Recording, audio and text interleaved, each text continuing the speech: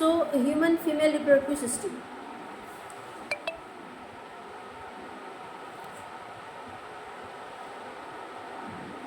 All organ of female reproductive system are in abdominal cavity. ये पहला ही point इसलिए कहा क्योंकि कल जब हम लोगों ने मेल रिप्रोडक्टिव सिस्टम पढ़ा था तो उसके अंदर हमने पढ़ा था कि testis in scrotum it is outside the abdominal cavity. ठीक है, तो रिलेट करके पॉइंट याद रखना है कि ह्यूमन फीमेल का रिप्रोडक्टिव सिस्टम पूरी की पूरी तरह से बॉडी के अंदर होता है. It include a pair of ovaries, a pair of oviduct, single uterus and vagina. Pair of ovaries दो देखते हैं, pair of oviduct, uterus, vagina. ठीक है, पहले बताना है कि ये जो यूटेरस है ये है कहाँ पे, फीमेल रिप्रोडक्टिव ऑर्गन है कहाँ. So the female reproductive system of human is in inside the abdominal cavity. There is a pair of ovary, oviduct, single uterus and vagina. ये हमने बता दिया इनके पार्ट्स के बारे में. Okay. Beside a pair of bulbourethral gland is also present. Beside a pair of bulbourethral gland is also present. यहाँ vagina के पास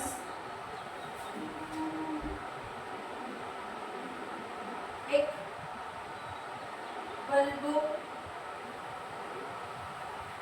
bulbourethral ग्लैंड होता है.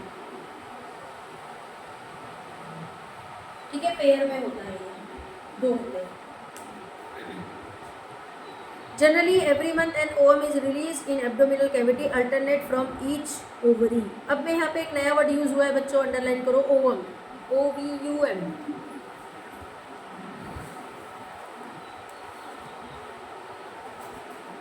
ओवम का ही मतलब होता है एग. एवरी मंथ ओवरी से एग निकलेगा और ये अल्टरनेट निकलेगा. जैसे मान लेते हैं कि अगर जनवरी में अगर यहाँ से ओवम निकला तो फरवरी में यहाँ से, मार्च, अप्रैल, मई, जून, इस तरीके से निकलेगा. ठीक है. Generally every month an ovum is release in abdominal cavity alternatively from each ovary. Free end of oviduct is funnel like. Free and बच्चों देखो ये कैसे फनेल लाइक है, ये फ्री एंड है ओविडक्ट के. ये ओविडक्ट ओवम का डक्ट यानी ओविडक्ट. तो ओविडक्ट के एंड कैसे है, फ्री एंड. बट ये किसको पकड़े हुए रहेंगे, ओवरी को. ठीक है, ओवरी को पकड़े हुए रहेंगे. So free end of oviduct is funnel like and opening is present at the centre of it. इसके बीच में एक ओपनिंग रहेगी, ऐसा ये बिल्कुल खुला हुआ नहीं है, इस तरीके से ओपनिंग रहेगी ताकि इसमें से जो भी ओवम बनेगा वो यहाँ से लेकर यहाँ जा सके. ऐसे ही यहाँ पर भी ओपनिंग रहेगी सेंटर में. यहाँ पे जो ओवम बनेगा वो ओवम यहाँ पे यहाँ से ऐसे जा सकता. So there is a opening is present at the centre of oviduct. Free end of the oviduct is funnel like. Free end मतलब जो आखिर का एंड है वो फनेल लाइक है and opening is present at the centre. और centre में क्या प्रेजेंट है, ओपनिंग प्रेजेंट है. oocyte enter the oviduct through that opening. Cilia is present and inner surface of the oviduct. These cilia push the oocyte toward the uterus. Ovum जो होता है वो ovary से ओविडक्ट में एंटर होता है. अब इसके अंदर में मैंने आपको कहा था वीडियो देखते रहो. आप लोग देखे नहीं देखे आई डोंट नो, अगर आप देख कर आते तो हमें ज़्यादा इमेजिनेशन नहीं करना पड़ता. ये जो ओवम है, ये ओवम जब इसमें से पास होता है तो इसके अंदर बारीक बारीक हेयर होते हैं. It is just like a fur. जैसे फर वाला कपड़ा होता है वैसे यहाँ पर फर लगे हुए रहते हैं. और ये ओवम यहाँ से इसके थ्रू आगे पुश किया जाता है ऐसे ऐसे करके. ये फर होते ही इसलिए ताकि सामने की तरफ फर गिरा जा सके. तो ये इस तरीके से सामने की तरफ ओवम को क्या करते हैं, ढकेलते हैं. तो वो ओवम जो है वो यहाँ पर आके इस तरीके से यहाँ पे आ जाता है. ठीक है, तो क्या क्या देखा हम लोगों ने इस वाले इसमें, ऑल ऑर्गन ऑफ फीमेल. अच्छा, फीमेल रिप्रोडक्टिव और सिस्टम आया तो आपको ये दो पैराग्राफ लिखने हैं और डायग्राम ड्रॉ करने हैं. क्या लिखना है, all organ of female reproductive system is in a abdominal cavity. उसके बाद कौन से पार्ट है तो वो बताओ. ठीक है, female reproductive have 2 pair of ovaries, 2 pair of oviduct, single uterus and vagina. Beside bulbourethral gland is also present. क्या है? बर्थोलिन्स ग्लैंड, बल्बोइरेथ्रल, बर्थोलिन्स होगा वहाँ पे। हाँ ठीक है, ये मेरी टेक्स्ट बुक शायद बहुत ज़्यादा पुरानी है। बर्थोलिन ग्लैंड कहा जाता है इसे। जनरली एवरी मंथ, हर महीने, an ovum is release from ovary alternatively. ठीक है, हर महीने ओवम जो है वो ओवरी से रिलीज होता है अल्टरनेटिवली। पहले कभी ये मतलब एक मंथ में ये रिलीज करेगा तो दूसरे मंथ में ये रिलीज करेंगे। Free end of the oviduct, free end of the oviduct is funnel like and opening is present at the centre, centre में ओपनिंग प्रेजेंट रहेगी। oocyte enter the oviduct through this opening, oocyte। अब देखो नए नए नाम मिल रहे हैं बच्चों, तो ये नहीं, ओवम यानी कि क्या होता है oocyte, oocyte यानी कि क्या होता है एग, ठीक है एग। तो oocyte is enter from this opening and inner surface of the ovidus cilia are present। बच्चों ये जो inner duct होता है, ठीक है, ये जो inner duct होता है यहाँ पे cilia present होते हैं।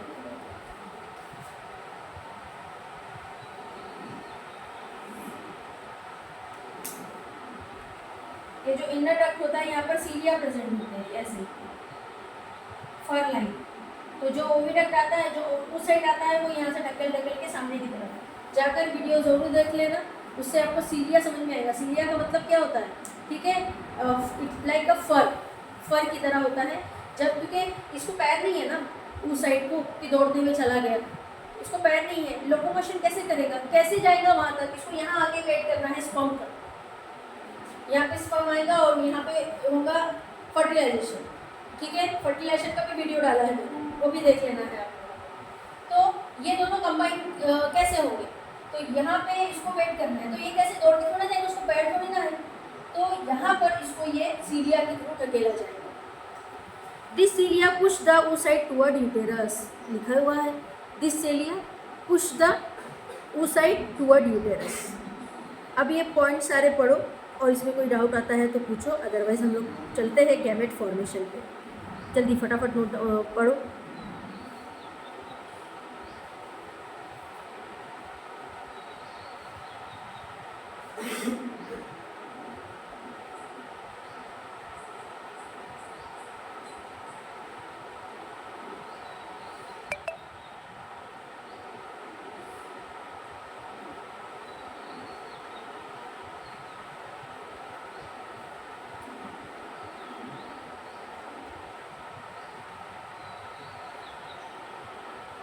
ओके, पढ़ लिया?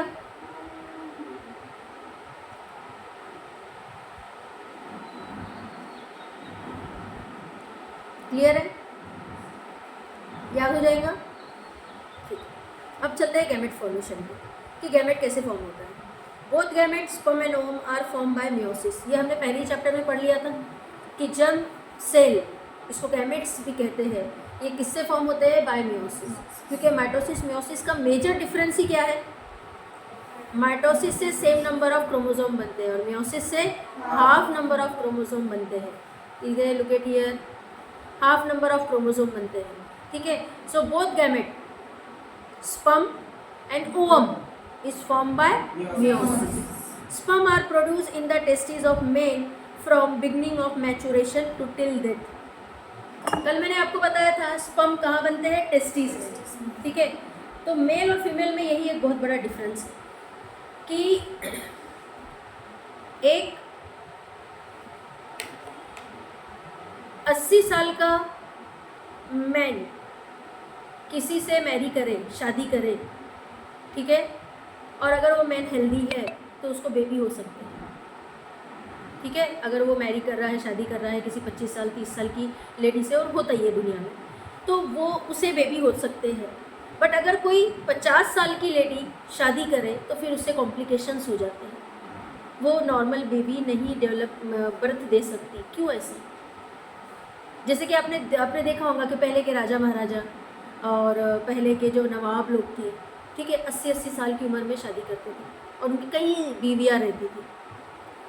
तो जब मेल अगर 80 साल की उम्र में भी शादी कर रहा है तो उसे अच्छा हेल्दी बेबी हो रहा, बट फीमेल अगर 50 साल की शादी उम्र में भी शादी कर रही तो उसको कॉम्प्लिकेशंस आ जा रहे हैं। तो 50 तो मैंने बहुत बोल दिया, 40 के बाद अगर कोई चाहे कि प्रेगनेंसी अडॉप्ट करना चाहे, कंसीव करना चाहे, नहीं कर सकती, और अगर कर ले तो बहुत कॉम्प्लिकेशंस आ जाते। तो ऐसा क्यों? ऐसा इसलिए क्योंकि मेल्स में स्पर्म प्यूबर्टी से बनने शुरू होते हैं। प्यूबर्टी यानी कि जब वो किशोर अवस्था पे पहुंचते हैं, जब जवानी के दौर पर पहुंचते हैं, जब वो एडल्सेंस पे पहुंचते हैं, तब से बनना शुरू होते हैं। आप कह सकते हो कि अगर कोई 16 साल की उम्र में प्यूबर्टी को पहुंच रहा है, किशोर अवस्था को पहुंच रहा है, तब से उसके स्पर्म बनना शुरू होते हैं। बट फीमेल में ओवम उसके जन्म के दौरान से ही उसके ओवरीज में प्रेजेंट होते हैं।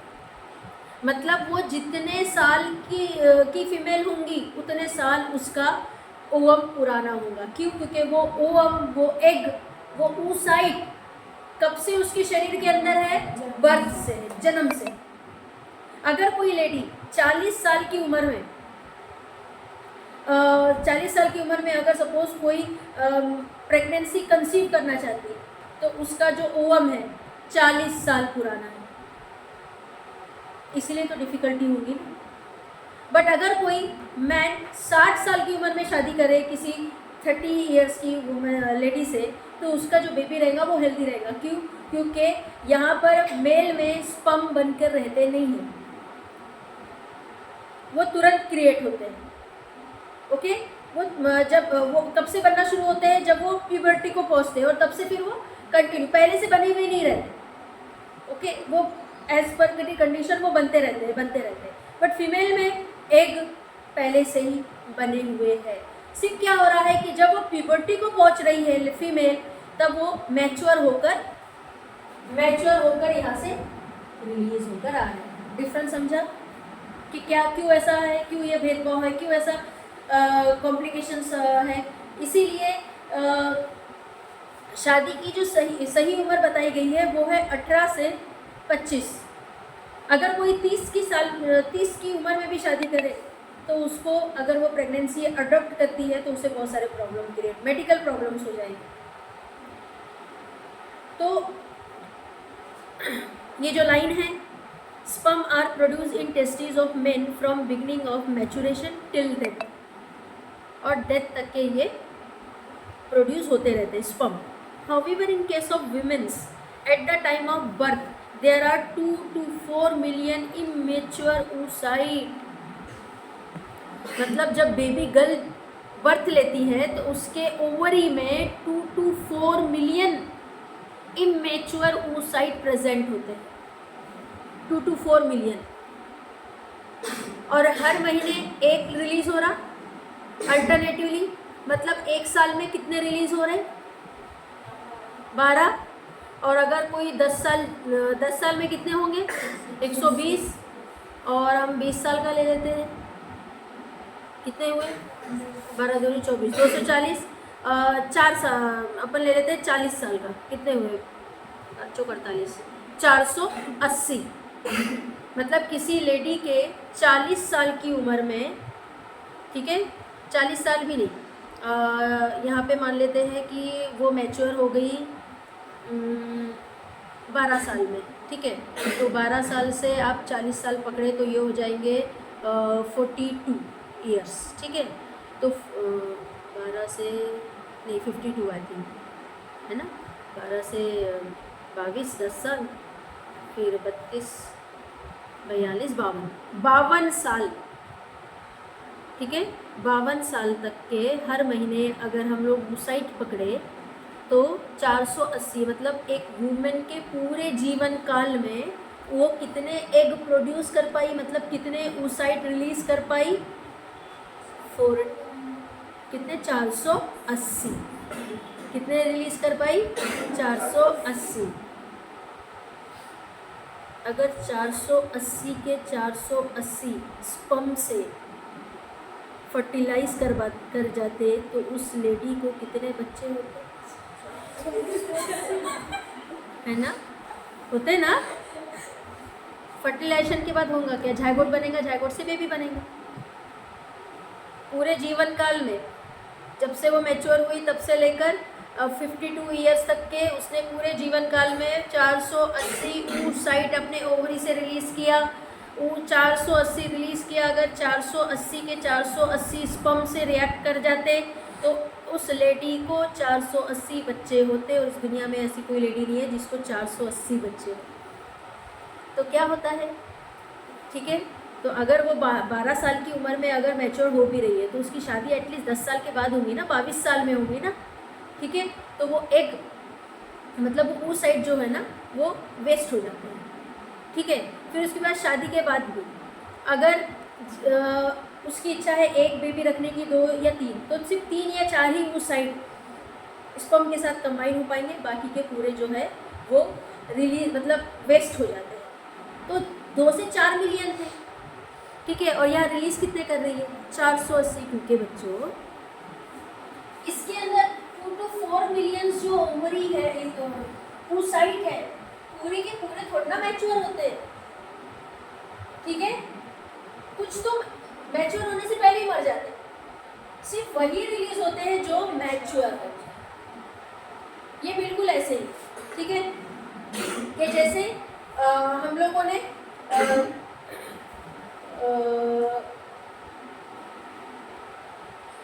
कोई झाड़ लगाया, ठीक है, हम लोग ने 4 बीज लगाए, ठीक है, तो उसमें से सिर्फ 2 ही बीज का झाड़ निकल पाया, बाकी 2 बीज मर गए। क्यों मर गए, क्यों उन्हें फेवरेबल कंडीशन नहीं मिली। ऐसे ही 2 to 4 मिलियन oocyte रिलीज नहीं होते, उनमें से वही रिलीज होते जो मैच्योर है, ठीक है। An oocyte matured and is released from ovary everyone from the beginning of maturity up to the age of menopause, ठीक है, मेनोपॉज।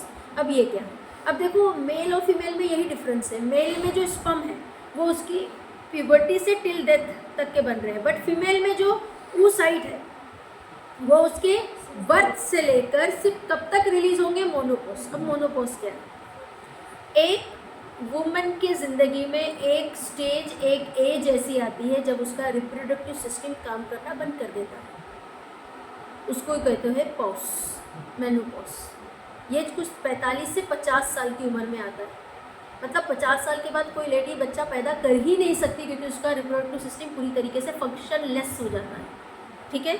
ये कैसे होता है ये आगे जाके समझ में आएगा आपको, मतलब ये इसी चैप्टर में। मोनोपॉज क्या है, अंडरलाइन करो, menopause is the stoppage of function of female reproductive system. Menopause stoppage मतलब फीमेल रिप्रोडक्टिव सिस्टम के खत्म, काम करने का लिमिट खत्म हो जाता है यहाँ पे। At the age of about 45 to 50 year secretion of hormone controlling the function of female reproductive system either stop of become irregular, this causes menopause. 45 से 50 साल की उम्र की लेडीज़ों में जो हार्मोन ये पूरा सिस्टम कंट्रोल कर रहे होते हैं वो इनबैलेंस हो जाते हैं, प्रॉपर सिक्रेट नहीं होते, और इनबैलेंस हो जाने की वजह से उनका रिप्रोडक्टिव सिस्टम प्रॉपरली काम नहीं करता, हार्मोन रेगुलरली सिक्रेट नहीं होते, और या तो पूरी तरीके से स्टॉप हो जाते हैं, या तो स्टॉप हो जाएंगे या फिर इरेगुलर हो जाएंगे, ठीक है। तो इसको कहते हैं मोनोपॉज स्टेज। क्या इसमें कोई डाउट है आप लोग को गैमेट फॉर्मेशन में? मैंने एक लाइन विथ डिस्क्रिप्शन मैंने आप लोग को बता दिया, ठीक है। Fertilisation, formation of zygote by union of sperm and ovum is called as fertilisation. इसको अंडरलाइन किया जाए कि what is fertilisation. Formation of zygote by union of sperm and ovum, जब स्पर्म और ओवम, ये इसका भी बहुत ही ब्यूटीफुल सा वीडियो मैंने डाला है। स्पर्म और ओवम जब कंबाइन होंगे ये इसका फ्लैजेला टूट जाएगा और इसी को कहा जाता है zygote. Fertilisation is internal in human, fertilisation शरीर के अंदर ही होगा। Semen is ejaculated in vagina during copulation.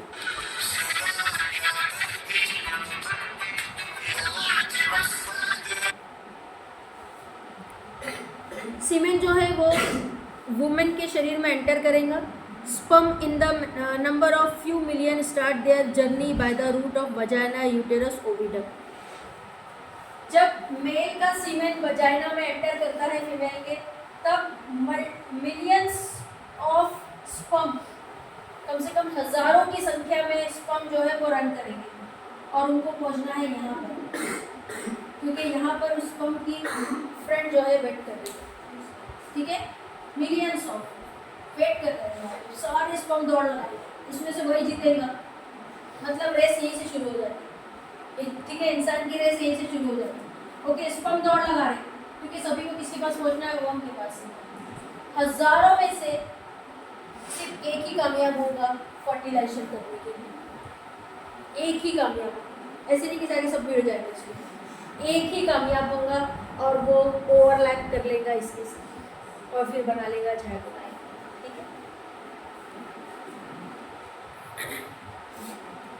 In the number of few million start their journey by the route of vagina. देखो कैसे स्पर्म ट्रैवल कर रहा है, vagina, uterus, oviduct. One of those few million sperm, can't imagine, मैंने हजार कहा, few million sperm are enter in a female body and they start their journey from vagina to uterus to oviduct. क्यों oviduct पहुंच रहा है? क्योंकि वहाँ पर ओवम वेट कर रही है, ठीक है, ovum present in the oviduct. From the age of puberty up to menopause, from 10 to 17 year of age up to 45 to 50 year, and ovum is released every month of the ovary. Puberty से लेकर menopause, puberty generally 10 से 17 साल के बीच में आता है female में, किशोर अवस्था, ठीक है, और कहाँ पे जाके स्टॉप होता है ये 45 से 50 साल की उम्र में। तब तक ovum is release every month, ovum her month release होगा ओवरी से। आउट ऑफ 2 to 4 मिलियन ओवा, अप्रॉक्सीमेटली ओनली 400 oocyte, अभी हमने लगाया था ना 480 का, तो यहाँ पे 400 oocyte are release up to the age of menopause. मतलब एक महिला के जीवन में वो अपने ज़िंदगी में 400 से 480 ओवम रिलीज कर पाती है पूरे जीवन में। रिमेनिंग oocyte अंडरगो डीजनरेशन, बच्चे वाले डीजनरेट हो जाते हैं। क्या इसमें कोई डाउट है? पहले मैंने आपको फीमेल रिप्रोडक्टिव सिस्टम बताया, फिर बताया हम लोग ने देखा गैमेट फॉर्मेशन, फिर देखा हम लोग ने फर्टिलाइजेशन। अब हम लोग देखेंगे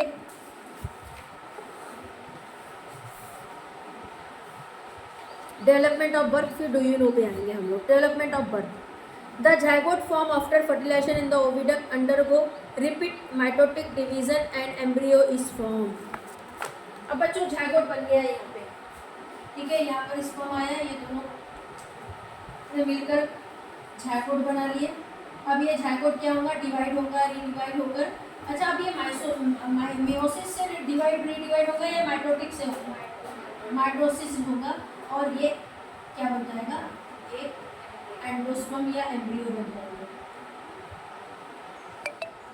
एम्ब्रियो बन जाएगा, ठीक है, एम्ब्रियो बन जाएगा।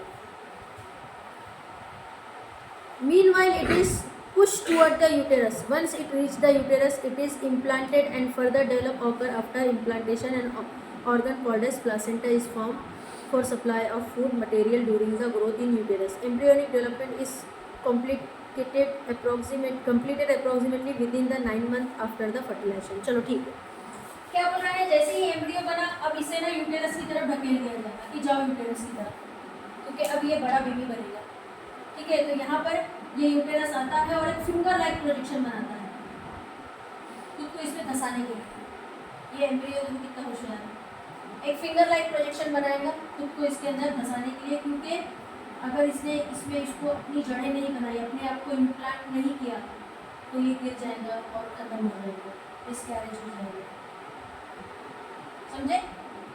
तो ये और फिर अब इसके अंदर इसका पूरा डेवलपमेंट होगा। अब इस एम्ब्रियो के जैसे अब यहाँ पे एम्ब्रियो इम्प्लांट होगी, वैसे इसके आजू बाजू एक प्लासेंटा डेवलप हो जाएगा, एक पानी की थैली डेवलप। आपको मालूम है 9 महीने बच्चा पानी के अंदर होता है, 9 मंथ, ठीक है, ये पूरा पानी है, इसको कहते हैं प्लासेंटा, और इसी के थ्रू इसको फूड, ऑक्सीजन, ब्लड वगैरह सब दिया जाए, ठीक है। 9 मंथ के अंदर इसका पूरा डेवलपमेंट हो जाता है और फिर 9 मंथ के बाद वो डिलीवर होता है।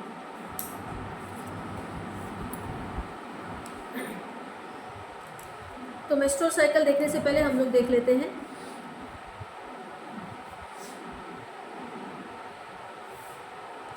चलो दोनों पैराग्राफ देख लेते हैं हम लोग। oocyte release from ovaries during the last few months nearing the age of menopause। oocyte जो है वो मोनोपॉज तक के रिलीज होते रहता है। मोनोपॉज आता है 40 से 50 ईयर्स के बीच में। Their ability of division has been diminished till now. जैसे जैसे उम्र बढ़ते जाएंगी वैसे वैसे जो जो oocyte है उसकी जो डिवीज़न कैपेसिटी है वो कम होते जाएगी। सपोज मान लेते हैं ज़बरदस्ती कोई महिला 50 साल की उम्र में प्रेगनेंसी कंसीव करती है, तो पता है उसका जो बेबी होगा ना वो डिफॉर्मेटिव पैदा होगा, क्योंकि उसका जो एग था वो 50 साल पुराना है, उसमें बूढ़ा हो चुका है वो एग। अब उसमें डिवीज़न होने की, माइटोटिक डिवीज़न होने की कैपेबिलिटी नहीं है। अब माइटोटिक डिवीज़न नहीं होगा तो हाथ बनना है, पैर बनना है, आंखें बनना है, ये सब तो वो कहीं ना कहीं प्रॉब्लम हो जाएगी। ठीक है। If such oocyte are fertilise, अगर ऐसा oocyte फर्टिलाइज होता है the new born produce from them may be with some abnormalities like down syndrome. Genetic problem भी हो सकता है, ऐसा बोल रहा है ये। डाउन सिंड्रोम का मतलब क्या हो गया कि ये मानसिक क्या बोलते हैं उसको अपन, मन बुद्धि बच्चे जो होते हैं, ठीक है, जिनके मुंह खुले हुए रहते हैं, लार टपकती है, मन बुद्धि बच्चे जो होते हैं, ये कब हो सकता है? ये बिल्कुल अगर कोई महिला बहुत ज़्यादा एज होने के ऊपर बेबी कंसीव करती है तो उसे ये वाला प्रॉब्लम हो सकता है, down syndrome. The chromosome number in the germ cell produce the gamete are diploid. अच्छा बच्चों, जब स्पर्म और एग मिलकर ज़ायगोट बनाएंगे तो ये हैप्लॉइड रहेगा या डिप्लॉइड रहेगा? डिप्लॉइड, यस, क्योंकि स्पर्म भी हैप्लॉइड था और एग भी हैप्लॉइड था, दोनों कंबाइन हुए तो बन गया ये डिप्लॉइड। ठीक है।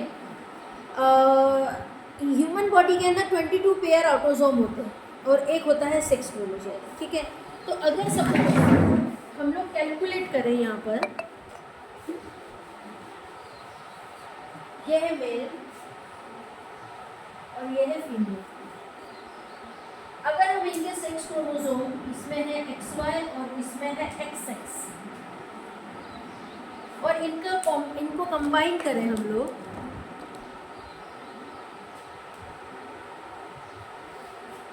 तो अगर सपोज ये वाला कॉम्बिनेशन होता है,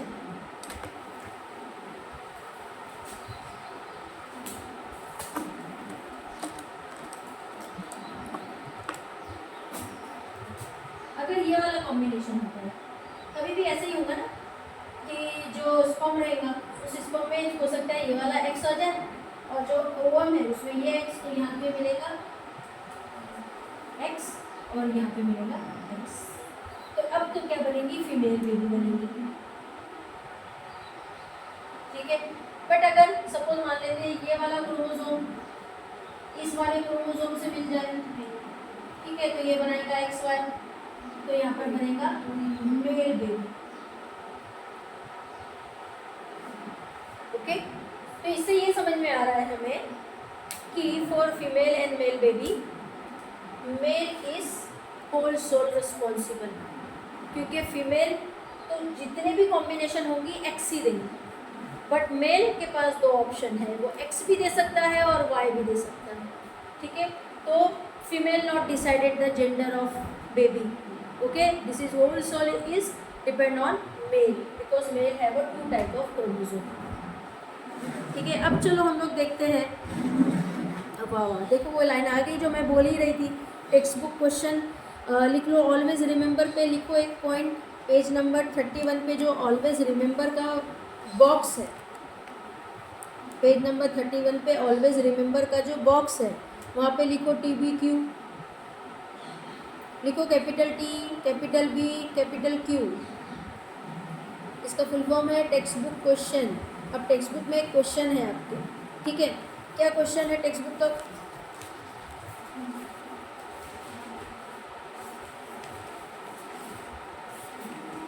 क्वेश्चन नंबर 8 का आंसर है वो। ठीक है। Question number 8, gender of child is determined by the male partner of couple, explain with reason whether this statement is true और फॉल्स। ठीक है। बेबी बॉय के लिए पूरी तरीके से फादर रिस्पॉन्सिबल है। ओके, ये स्टेटमेंट सही है या गलत, रीज़न के साथ बताओ। तो देखो, the man is totally responsible whether the couple will have a boy और गर्ल चाइल्ड। किसी भी कपल्स को लड़का होगा या लड़की होगी, ये इसके लिए पूरी तरीके से मैन रिस्पॉन्सिबल है। During zygote formation man contribute either X और Y chromosome to the next generation. ठीक है। जब फर्टिलाइजेशन हो रहा है तब मेल के 2 टाइप के क्रोमोसोम देने के लिए रिस्पॉन्सिबल है, एक्स और वाई, ठीक है, फ्यूचर जनरेशन के लिए। But female transfer only X sex chromosome, but female एक ही टाइप का क्रोमोसोम ट्रांसफ़र कर रही है और वो है X. At that time the fertilisation, if X chromosome come from the male the child will be a girl.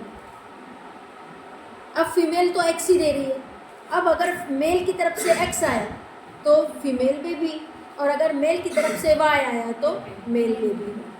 तो इस तरीके से ये वाला पैराग्राफ आप लोग उसके आंसर के लिए यूज़ कर सकते हैं।